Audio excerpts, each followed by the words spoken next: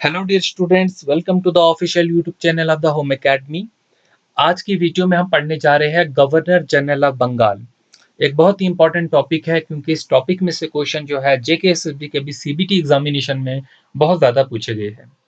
ठीक है, वीडियो को हम पहले शुरू करते हैं उससे पहले मैं आपको एक इन्फॉर्मेशन देता हूँ कि आप हमारी जो वेबसाइट है www.homeacademy.in उस पर आप विजिट कीजिए और आप मल्टीपल चॉइस क्वेश्चंस की प्रैक्टिस करेंगे। जैसे कि ये क्वेश्चन मैंने ऐड जो है वो किए हैं, अभी इसमें कुछ चेंजेस जो है वो ज़रूर करनी पड़ेगी हमें यहाँ पर। जैसे कि ये क्वेश्चन है सारे जेके एसएसबी के अभी पुराने एग्जामिनेशन में जो है वो आए हुए हैं। ठीक है, तो जैसे कि मैंने क्वेश्चन यहाँ पर है कि आपके पास पहला क्वेश्चन यहाँ पर आ रहा है कि India's first crypto गेमिक garden is inaugurated in which district of the Uttarakhand. तो शो आंसर पे करेंगे, आपको इसका आंसर जो है वो दिखेगा। तो ये अभी प्रॉब्लम यहाँ पर है, तो कि इसमें कुछ कोडिंग ठीक नहीं हुई है, अभी हम इसे चेंज करेंगे। ठीक है, देखिए ये आप जाएंगे तो आपको क्वेश्चन मिल जाएंगे, सारे जेके एसएसबी के प्रीवियस ईयर में जो है क्वेश्चन आए हुए हैं अभी जो सीबीटी एग्जामिनेशन है। जैसे कि ये क्वेश्चन है, who among the following was a part of Lal Bal Pal. ठीक है, तो इनका कौन पार्ट है, शो आंसर पे करेंगे आपको ये भी दिख जाएगा और अगला क्वेश्चन भी दिखेगा।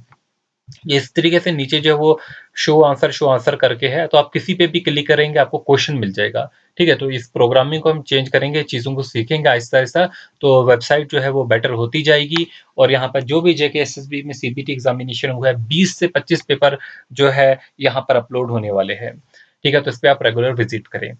अब हम बात करने वाले हैं गवर्नर जनरल ऑफ बंगाल, और ये इसमें से भी इसी पेपर में 2 से 3 क्वेश्चन जो है पूछे गए हैं। तो बात करते हैं पहले। तो पहले जो गवर्नर जनरल ऑफ बंगाल जो है उनके बारे में बात करेंगे। तो पहले जो गवर्नर जनरल ऑफ बंगाल बनते हैं वेरेन हेस्टिंग बनते हैं। कौन बनते हैं? वेरेन हेस्टिंग, याद रखेंगे आप। अब वेरेन हेस्टिंग से कुछ और बातें देखते हैं। ये 1772 से 85 तक रहे। ठीक है, पहले ये गवर्नर ऑफ बंगाल हुआ करते थे। क्या होते थे पहले? Governor of Bengal. इनके साथ जर्नल का यूज नहीं, लफ्ज यूज करेंगे आप। ठीक है, फिर एक जो है हमारे पास रेगुलेटिंग एक्ट आता है 1773 का। ठीक है, तो ये रेगुलेटिंग एक्ट आता है 1773 का, जिसके तहत जो गवर्नर ऑफ बंगाल था उसको गवर्नर जनरल ऑफ बंगाल बना दिया गया। और इसी तरीके से जो है ये पहले जो है फर्स्ट गवर्नर जनरल अगर पूछा जाएंगे तो यही बनेंगे, वेरेन हास्टिंग जो है first governor general of Bengal जो है वो बनते हैं। अभी देखिए सीबीटी में यही क्वेश्चन पूछा था, who abolish the dual system of administration. तो ये याद रखेंगे, वेरेन हास्टिंग का ही नाम आएगा इसमें। ठीक है, तो मैं यहाँ पर कहीं क्वेश्चन भी था, शायद मैं दिखा देता हूँ अगर आपको मेरे को यहाँ पर दिख गए तो आप देखेंगे इसी टाइप के जो है वो क्वेश्चन जो है वो पूछे गए हैं। हाँ देखिए, ये जो हम कल पढ़े थे उस टाइप का, which governor general of India enacted the law to abolish the practice of sati. ये हम कल पढ़े थे। ठीक है, तो मैंने शायद अभी इसमें टाइप नहीं किया है, बट कर लेंगे। ये भी क्वेश्चन जो है पूछा गया था। फिर इन्होंने अगला काम क्या किया है, इन्होंने बंगाल को जो है वो डिवाइड किया था। इन्होंने एक तो बहुत से रेवेन्यू रिफॉर्म्स भी किए हैं। अगर हम बात करते हैं जुडिशियल रिफॉर्म्स की, तो इसमें इन्होंने जुडिशियल रिफॉर्म्स भी किए। इनके टाइम में भी कुछ लड़ाइयाँ वार जो है वो भी लड़ी गई थी। तो पहले तो आप ये याद रखेंगे, इन्होंने बंगाल को जो है वो डिवाइड किया था। किस में डिवाइड किया था? इन्होंने डिस्ट्रिक्ट्स में डिवाइड किया था। और हर एक डिस्ट्रिक्ट में जो है वो अपॉइंट किए थे कलेक्टर्स और कुछ रेवेन्यू ऑफिशियल जो है वो जो है यहाँ पर इन्होंने अपॉइंट किए थे। एक और इम्पॉर्टेंट बात, इन्हीं के टाइम में, वेरेन हास्टिंग के टाइम में एस्टेब्लिश हुआ था इंडिया का फर्स्ट सुप्रीम कोर्ट इन कलकत्ते। कलकत्ता में जो है पहला सुप्रीम कोर्ट जो है वो बनाया गया था। फिर अगला पॉइंट अगर हम देखेंगे, इन्हीं के टाइम में जो है वो एशियाटिक सोसाइटी ऑफ बंगाल बनती है। तो ये भी उसके एक फाउंडिंग मेंबर थे, विलियम जोन्स के साथ 1784 में एशियाटिक सोसाइटी जो है वो बंगाल की बनती है।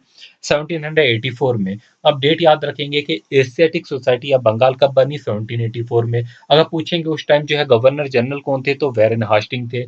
और किसके साथ मिलके बनाई? विलियम जोन्स के साथ जो है वो मिलके बनाई थी। और इसी टाइम में जो है इन्होंने जो होली बुक है गीता, ठीक है, उसकी जो है इंग्लिश ट्रांसलेशन भी जो है लिखी गई, और वो लिखने वाले थे चार्ल्स विल्किंस। तो क्वेश्चन पूछा जा सकता है कि इंग्लिश ट्रांसलेशन जो है होली गीता की किसने लिखी है? चार्ल्स विल्किंस जो है उन्होंने लिखी है।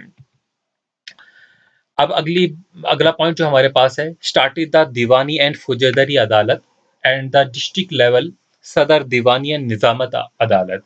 तो इन्होंने जो है वैरेन हेस्टिंग ने कुछ जुडिशियल रिफॉर्म्स किए थे, जिनमें हम कह सकते हैं कि इन्होंने स्टार्ट की थी दीवानी एंड फौजदारी अदालत।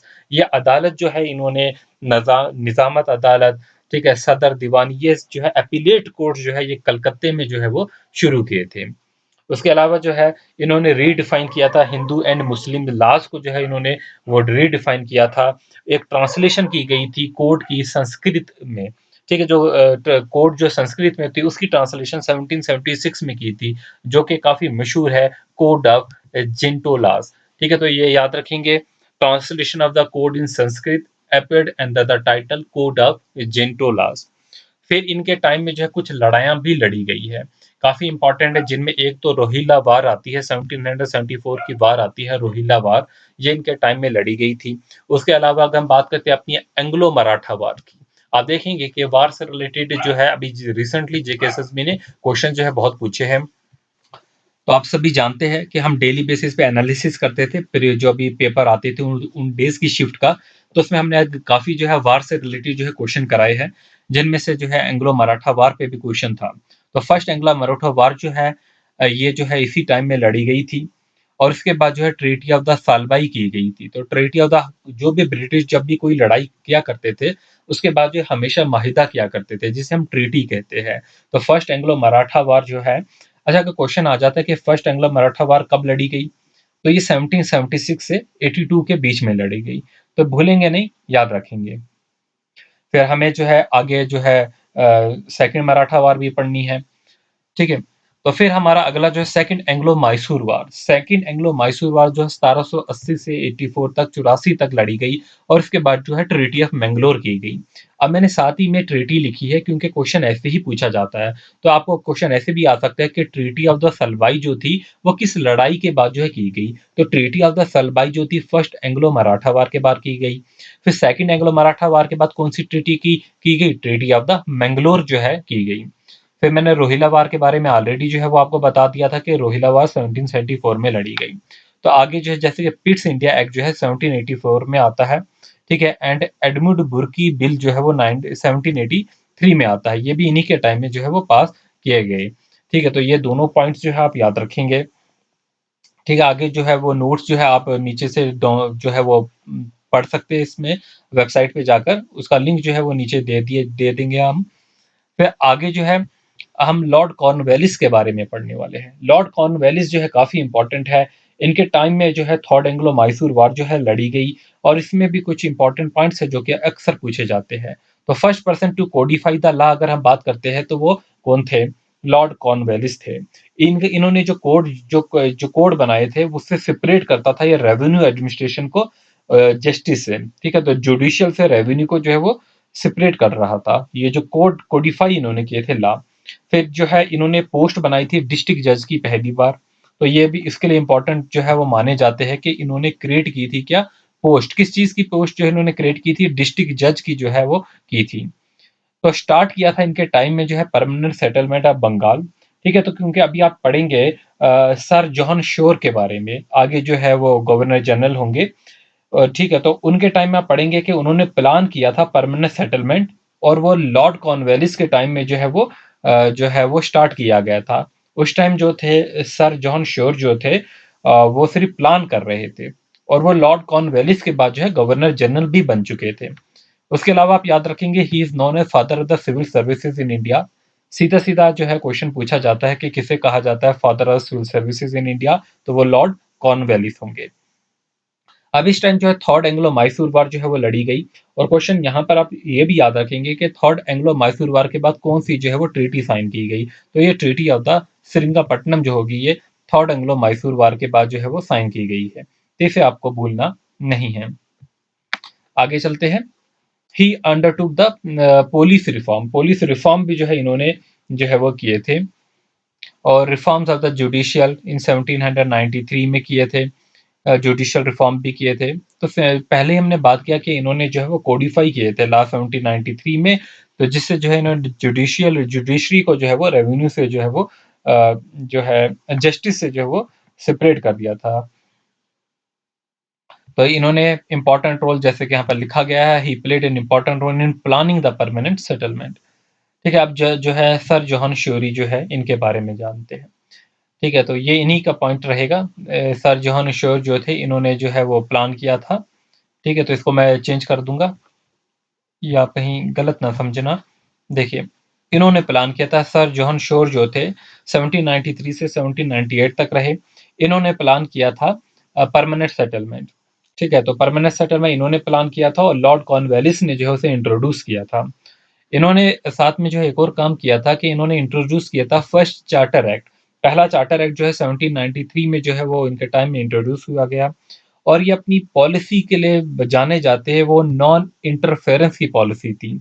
नॉन इंटरफेरेंस की जो है वो पॉलिसी के लिए जो है ये जाने जाते हैं। ठीक है, तो इनके टाइम में जो है ब्रिटिश से जो है लड़ाइयाँ नहीं हुई। जैसे कि हमने देखा, थर्ड एंग्लो मैसूर वार हुई, ठीक है, एंग्लो मराठा वार हुई। बट ये जो सर जॉन श्योर थे, ये नॉन इंटरफेरेंस का काम कर रहे थे, इसके लिए ये जाने जाते। तो आपस में जो है लोगों की इस टाइम लड़ाई हुई, जैसे कि निजाम और मराठा के बीच में आपस में लड़ाई हुई, लेकिन उनके बीच में नहीं। तो इसे आप बैटल ऑफ खारदा कहीं लिखा होता है, कहीं खारला लिखा होता है। ठीक है, तो दोनों एक ही है, बट याद रखेंगे निजाम और मराठास के बीच में ये बैटल हुई है। अब हम लॉर्ड वेलेस्ली के बारे में जानते हैं। ये भी इंपॉर्टेंट है एग्जामिनेशन पॉइंट ऑफ व्यू से। 1798 से लेकर 1805 तक जो है ये रहे लॉर्ड वेलेस्ली। तो इनका मोस्ट इंपॉर्टेंट जो है वो काम यही था, started the subsidiary alliance system to achieve British paramountcy in India. तो इन्होंने जो है सब्सिडरी अलायंस जो है इंट्रोड्यूस किया था। क्वेश्चन आ जाता है कि सब्सिडरी अलायंस को जो है इंट्रोड्यूस करने वाले कौन थे। तो मद्रास प्रेसिडेंसी जो है वो इन्हीं के टाइम में जो है वो बनती है। और इनके टाइम में जो है फोर्थ जो है वो एंग्लो जो है मैसूर वार भी होती है। और आप जानते होंगे कि फोर्थ एंग्लो मैसूर वार में टीपू सुल्तान की जो है वो डेथ हो जाती है। फर्स्ट सब्सिडरी जो है वो ट्रीटी जो है with the Nizam of Hyderabad जो है इन्होंने की थी। सेकंड एंग्लो मराठा वार जो है वो इन्हीं के टाइम में हुई है, 1803 से लेकर 1805 तक। तो अब डेट नहीं भूलेंगे। फर्स्ट एंग्लो मराठा वार जो थी वो 1776 से 82 के बीच में थी। सेकंड एंग्लो मैसूर वार 1780 से 84 के बीच में थी। ठीक है, थर्ड एंग्लो मैसूर वार जो थी वो 79 जो है वो 72 में थी।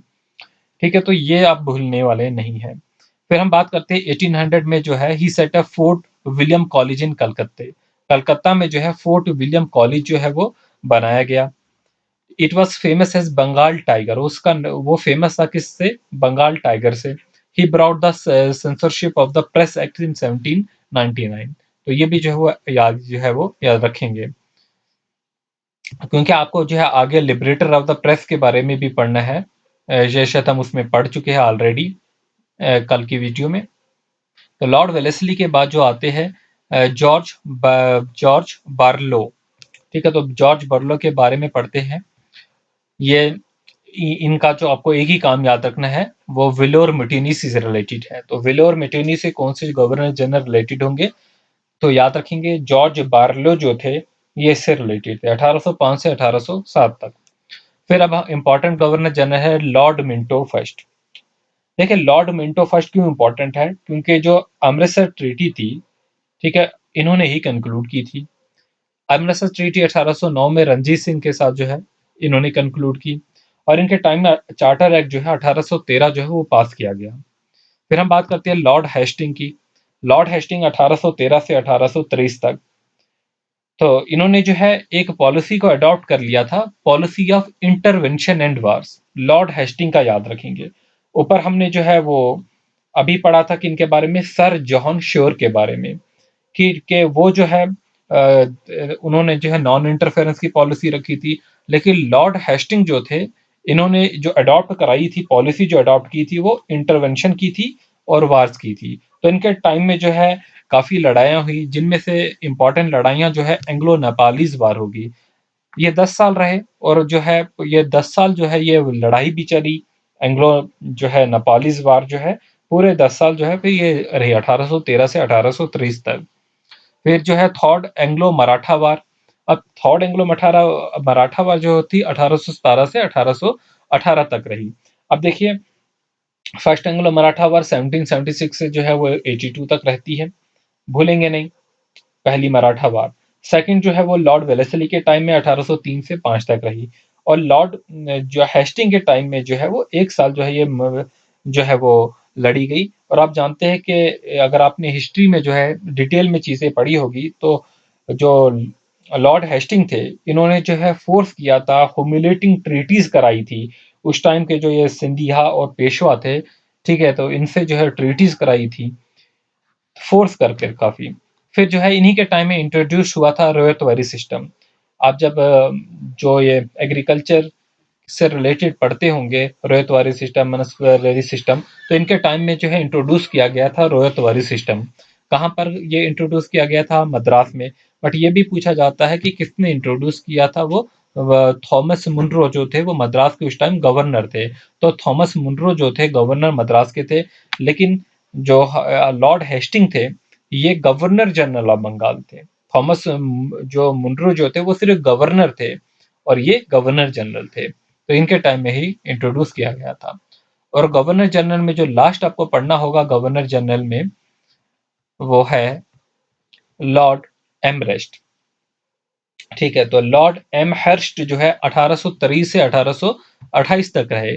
और इसके बाद जो है वो हम जो है गवर्नर जनरल ऑफ इंडिया शुरू होते हैं। तो अभी तक जो है वो गवर्नर जनरल ऑफ बंगाल है, और इसके बाद जो है गवर्नर जनरल ऑफ इंडिया है। तो जिसका नोट जो है हमने नीचे यहाँ पर जो है लिंक में दे दिया है, आप जाएंगे तो आपको इसके नोट यहाँ पर मिल जाएंगे। अब लॉर्ड एमरेस्ट के बारे में देखेंगे, इनके टाइम में क्या हुई। पहले तो जो है फर्स्ट बर्मीज वार हुई। बर्मा वाली वार जो है 1824 से 26 तक 2 साल चली। एक्विजिशन ऑफ जो है टेरिटरीज हुई, जैसे कि मलाया पेनिनसुला, उसको जो है एक्विजिशन हुई उसकी।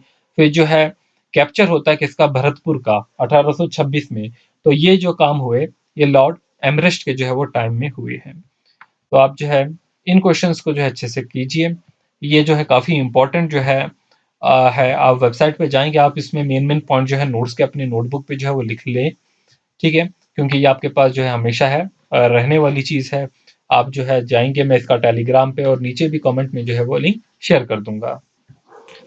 तो ये देख लीजिए, अभी जो क्वेश्चन जो है इसमें पूछा गया था JKSSB CBT में, which governor general of India enacted the law to abolish the practice of sati. तो हम जो है ये पढ़ चुके थे कल की वीडियो में, जब हमने गवर्नर जनरल ऑफ इंडिया पढ़ा था, और उसमें हमने लॉर्ड विलियम बेंटिक के बारे में पढ़ा था, जो 1828 से 1835 तक रहे। ठीक है, मोस्ट लिबरल थे, father father of modern and western education भी इन्होंने इनको कहा जाता था। इन्होंने एबॉलिश किया था सती को, और जो क्रियल राइट्स थे 1829 में इनको जो है अबॉलिश किया गया था। Thanks for watching, wish you good luck.